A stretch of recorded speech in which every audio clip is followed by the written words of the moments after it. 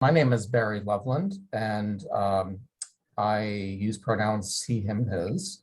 And I'm here on behalf of the LGBT Center of Central Pennsylvania History Project. Today's date is March 7th, 2022. And we're here for an oral history interview with Kelly Shook. And the interview is taking place over Zoom. So Kelly, do we have your permission to record the interview today? Yes. Okay, great. I have a consent form that I sent you that you can fill out after the interview and just get that back to me, however you want to do that. Okay. So first of all, could you say and spell your full name and then give your pronouns? Yeah, my name is Kelly Shook. That's Kellyshook. And my pronouns are they, them, and she, her. Okay, great. We started just chatting a minute ago about where you're from and everything. So if you could go back over that and just tell me again where you're from and how you got connected to Common Roots. Yeah, sure. So originally I'm from Orange County, California, and I moved up to Santa Cruz to go for undergrad at UC Santa Cruz. And part of my program was to do a 6-month full-time internship. And the focus of my program, I studied gender and sexual politics. And my program, I had a specific focus, which was LGBTQ youth. And so part of the program was to choose a full-time internship anywhere of your choosing. And I was scrolling through, I believe it was idealist.org, just trying to pick out an organization. And I wanted to go somewhere that like I could really make an impact. And I chose Harrisburg. And I've never been to, it was my first time in Pennsylvania. I didn't even know Harrisburg was the capital. I found Common Roads and I talked to Carol, who was the executive director at the time, and she was very welcoming, and she's like, yeah, we'd love to have you. So that's it. I just so I was there, I was an intern there for 6 months full time. And what year was that, or approximate time frame? I think that was 2003. Okay. Yeah, quite a while ago. Yeah, good. So when you started out with your internship, did you have like goals in mind or sort of a game plan on what you wanted to do? So it was my first time like being in that large of an organization, and I didn't really have any specific goals in mind. I really wanted to get to know the youth and connect with them, and like talk about their perspectives of living in central PA. And because coming from Santa Cruz, it's a very liberal area, and I wanted to get like their perspective of, because I think Common Roads at that time, they traveled for like, some of them traveled 2 hours just to get to the center. Some of them weren't out. So I just wanted to know their story. And so I connected with a lot of them. And at the end of the 6 months, and I wanted to build their trust too, because my senior project was, I wanted to make a short documentary on the group. So I wanted to, build their trust first. And so I was like their mentor in a sense. And so, and then I also did other programs. We did a lot of outreach. I worked a lot with Carol. We went to different schools and did a lot of outreach in sending them information about Common Roads. Yeah. Do you remember any examples of schools that you went to where, what kinds of things would you talk about with them? I think I remember sharing my coming out story to the administration and the educators there. And we would just talk about the different programs we offered and the different, all the statistics about LGBTQ youth, and they're more harassed in school, and they're more likely to get kicked out. They're more likely to be homeless. So we had a bunch of pamphlets on like the statistics and how we were like pretty much the only group in the central PA region that were offering these kinds of services. So. Right, yeah. Yeah. And what kind of programs did you get involved with the youth while you were at Common Roads? Were there anything that you recall, specific programs? I think I was pretty much involved in everything. I remember we did a lot of fundraisers. So what really really surprised me was how many, like, the community was so tight there, and there was like 5 gay bars within the Capitol and drag shows every night, and we had fundraisers there all the time, and like it was just amazing how close the community was there, and everybody would just always come together. We did one specific fundraiser which turned out really big. We had to do we were showing a film called Jim and Bold, and it was a documentary about a young man who committed suicide. He was like 16 or 17. And we were showing the film as a fundraiser, and then the God Hates Gays group showed up. They were like Fred Phelps and his little minions. They had it on their website. They're like, we're going to be protesting, Common Roads, because we were showing it up. We're going to be protesting the Capitol. So that just turned into this huge publicity event, and we garnered, the police and the whole community, and we sold out of that show and then had to make another screening because we got so much community support. So we actually really helped us. But we had the Angels, like they did for Matthew Shepard, and we built a whole circle around them, and there was only like a few that came. It was a very small showing, but that was pretty awesome to see. Yeah. Yeah, that's great. Yeah.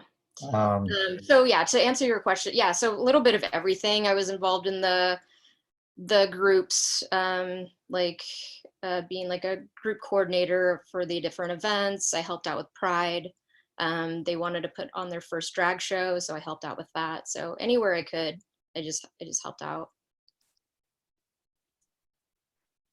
Yeah, that sounds nice. And Yeah. so what impact do you think that this experience had for you? It's a good question. Yeah, it was very impactful. I made a lot of friends there. I wanted to get, a different kind of perspective. Like, well, I grew up in Orange County, which is a pretty conservative town. But then after after when I graduated high school, I moved out, and then I was living in Santa Cruz. So I was very liberal, and my coming out stories, like, came out to my mom and dad. They were like, great, we knew.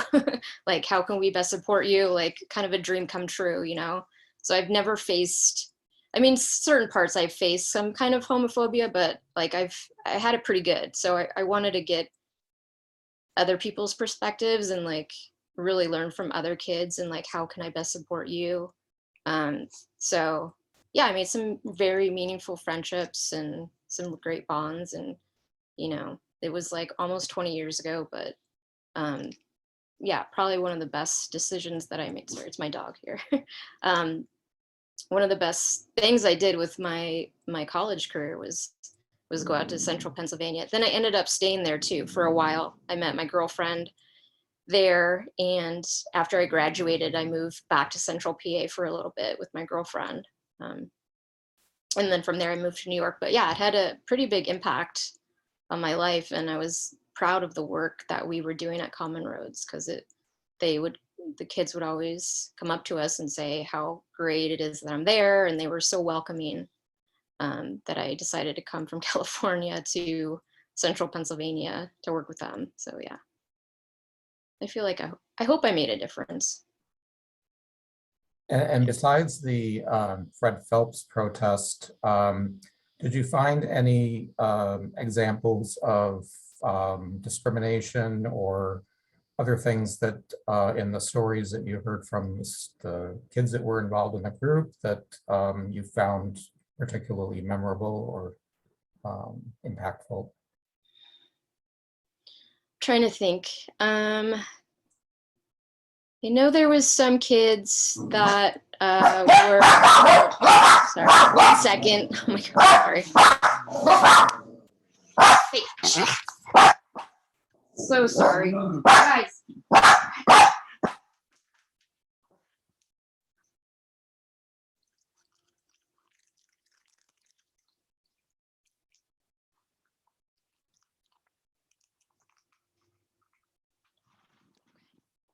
Those are my dogs. They love to bark at everything. Yeah, what was I saying? Yeah, I remember there was one trans woman. She was pretty young, and I think she was like in and out of the system and was homeless for a while, and had a lot of issues going on, and like her only like safe space was Common Roads. And that's like, I think learning from her stories and stuff like that, like I think that really was like, yeah, okay, maybe I am making a difference in these kids' lives, like having this space. It's super important because she's been on the streets, she's been involved with, I can't remember at the time what it was, but yeah. Trying to think of other, I think there was a few others that were, their parents rejected them, and that was, it's one kid, he did travel, his mom did accept him, and his mom would, drive him 2 hours to the center. So that's awesome, to have a space like that. Yeah, it's pretty amazing that that the students would have to drive such a distance to get here, and yet Yeah. it's such an important thing in their life that they would make that commitment every Yeah, whatever. exactly. Yeah. And tell me about the video that you made, and what kind of content it has, and also if you've been able to locate it, that we can maybe get a copy of. Yeah, of course. So it's so old. I made it in 2003. It's on a VHS tape.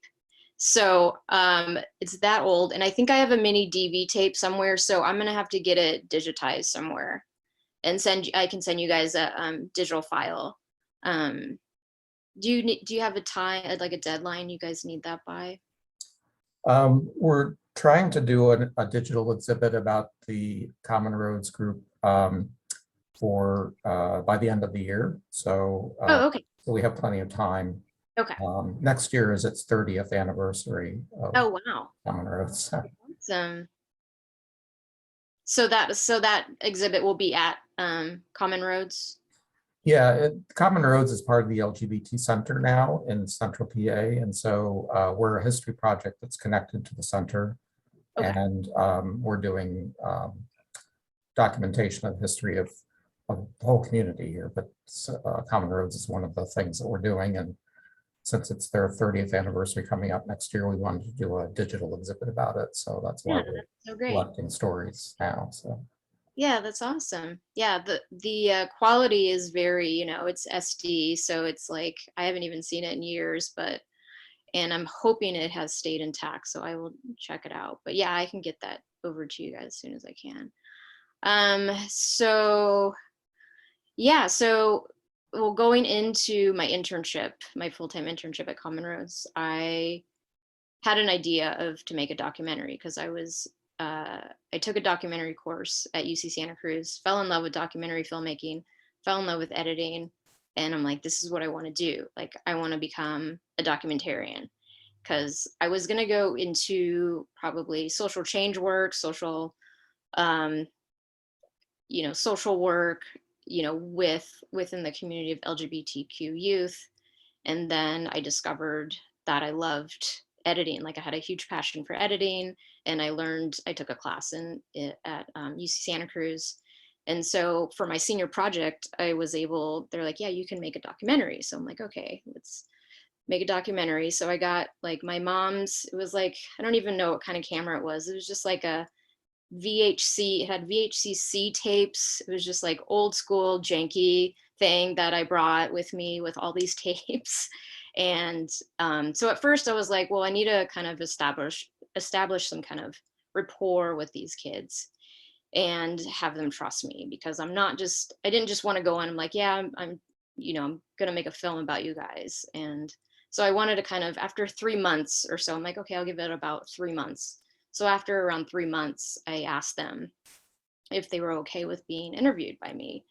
And I had them, they could talk about whatever they want, but I focus mostly on common roads, like what does common roads mean to you? And what's your coming out story, if you have one, if you're not out, and just, stuff about your life. So I think I recorded, I can't remember, but I probably recorded, I'm going to say 8 of the youth. And I think there was only 3 lesbians there, and the rest were gay men. And then we had 1 trans woman. And I believe she was in it as well. So yeah, and then I took clips of Boys Don't Cry and other clips. I'm trying to remember. I'm so sorry. I'm trying to remember because I haven't seen it in so long. I took different clips from, I think it was Boys Don't Cry, and then about Matthew Shepard, and I kind of interwove it with music and talked about, what Common Roads was or is. And yeah, so it's about 20 minutes long. And yeah, and I showed it to them. They loved it. I think it was like one of my last days there. And then I had to show it to my senior class when I went back. And my teacher was laughing, she was crying. Everybody was like, got emotional. I'm like, that's awesome. That's what I wanted. I wanted to provoke some kind of feeling from, this. That's what, I want you guys to feel something when you watch this, like feel for these kids and like get to know them. And so after I showed it to everybody, I was like, okay, this is what I want to do with my life, is, become a documentary filmmaker. So that was a very pivotal point. And then I went back to Pennsylvania and I lived there for a little bit. And then I moved to New York to pursue filmmaking more with a focus on LGBTQ youth. So now you're working in that area? Yes and no. So I work at Sony. I'm a digital asset manager at Sony, and I'm involved in their LGBT youth, their group at Sony, but also I've mentored within Sony. They have, within the Hollywood studios, they have a program called Outset. And it's a program where youth have to apply to in their fellowships. And so it's a collaboration with all the major Hollywood studios. And so they teach classes. So they invite filmmaking professionals to help teach classes to the youth. So they've asked me a few times if I wanted to help mentor them in editing and any kind of filmmaking and stuff. So I've been part of that program as well, which has been awesome. They get to learn how to make a film, they write the script. I think they meet like once a week, and they learn everything from pre-production all the way through post, all the way to publicity and PR, and like they get to screen their film at Outfest and a few other film festivals, and they get to learn how to be prepared to ask questions about their film. So it's an awesome program. I love it. It's been going on for a little bit, but so I'm involved in that. And then I recently moved to Austin, and I just moved here a few months ago, but I want to get involved in their youth group out here and volunteer with them. That's great. Yeah, And then I also part-time, I work with Here Media as well. And then I do some assistant editing, some publicity outreach for their films, and some assistant work as well. Well, that's great to hear. Is there anything else that you can think of that you wanted to add about your experience in working with Common Roads? Yeah, I just yeah, it's such a, it seems like a lifetime ago, but there are certain parts like I talk about like to people, like how like close the community was. Like it was just, I made some great friends there. The youth and other, volunteers that would come in. Yeah, it was, everything was like, everybody was so welcoming. Pride was awesome. Like it felt like like a small town community, because coming from like LA and Santa Cruz, well, LA more specifically, or New York, you have these huge prides, and it's just like, it's a lot of fun, but it can be overwhelming, I think, for a lot of youth who are just coming into that world, and I feel like in Harrisburg, it was just like this really cool, tight knit, like family friendly, community. Like, yeah, it just was very welcoming, and yeah, I miss it a lot. Yeah. That's great. Yeah. Mm. All right. Well, I think that's all that I had specifically to ask. Okay. Yeah, I hope I answered your questions. Yeah, definitely. And it sounds like you had a really great experience, and we thank you for what you did, because everything adds up to being important in the life of this organization. So Yeah, I'm so glad it's still going on, and I can't believe it's been 30 years. yeah, yeah, it's That's great. awesome. Yeah. All right. Well, thank you.